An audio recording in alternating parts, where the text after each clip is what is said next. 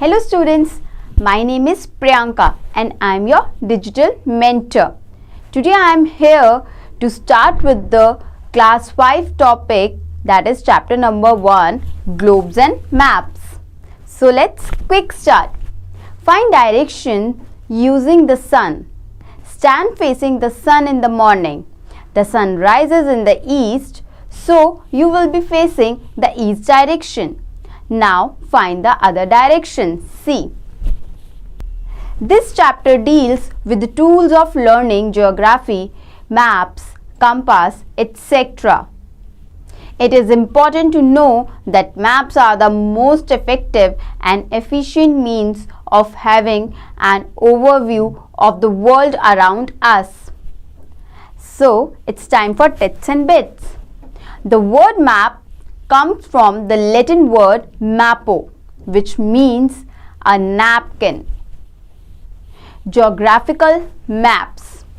A geographical map is a drawing or plan of the earth's surface or part of it showing countries, towns, rivers, population, etc.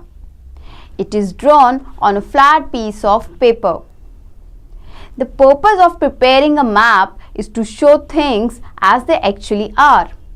For example, population distribution map shows the number of people in an area, whereas population density map shows the number of people per unit area. So now we are moving to the next part, that is scale of map. Maps shows the portions of the earth's surface much smaller than they actually are. For it, we use a scale. The scale of a map shows the ratio between the 2 points on the ground and their corresponding distances on the map. Representative fraction RF. For drawing or reading a map, we use a scale which is usually expressed as representative fraction. In RF, the units of measurement of distances are the same. Both on the ground and on paper, it is always expressed as a ratio. For example, 1 lakh is a RE where 1 centimeter is equals to 1 lakh centimeter. According to this RF, a distance of 1 centimeter between 2 points on a map represents a distance of 1 kilometer. That is 1 lakh centimeter between them on the ground. Location places on the earth. An imaginary grid is used to pinpoint the location of any place on the earth. This grid is made up of imaginary lines called parallel of latitude and meridians of longitude. Latitudes measure distance north or south of the equator in degrees, N or S. Longitudes measure distances east or west of the prime meridian in degree, E or W. For example, the location of Delhi on the earth is latitude 28.38 degree north of the equator and latitude 28.38 degree north of the equator and longitude 77.12 degree east of the prime meridian. Symbols and shades. A simple coding system has been developed to represent the features shown on a map. Beside the conventional symbol, colors and shades are used to show certain features. For example, blue color is used for water bodies. You shall study symbols, colors and shades in higher classes. Now see the types of maps. Maps are usually classified on two bases, scales and features. Scale-based classification. On the basis of scales, maps are of two types. First, small scale maps. When the area covered is large, such as on a map of a continent or country, we use a small scale map.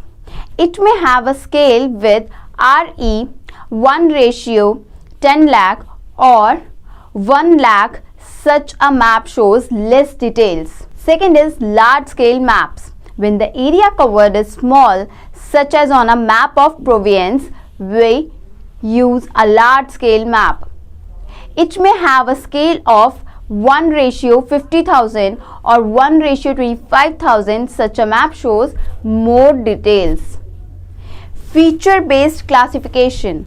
On the basis of features shown or the aims and objectives of the map maker, maps can be of the types given.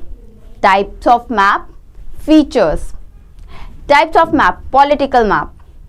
Feature. States and national boundaries of a place. Location of cities and capitals. Physical map. Features of physical landscape like mountains, rivers and lake. Topographical map.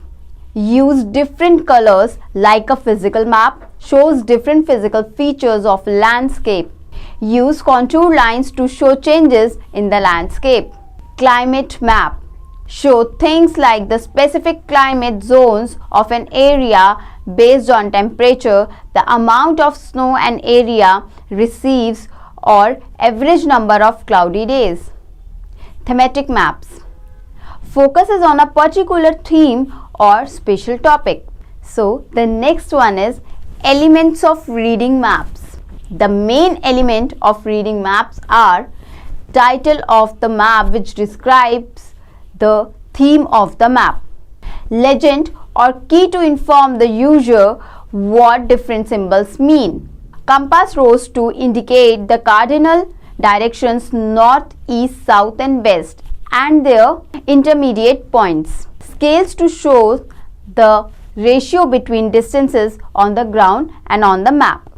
Now see, what are the advantages of maps? Maps are portable and can be carried around easily.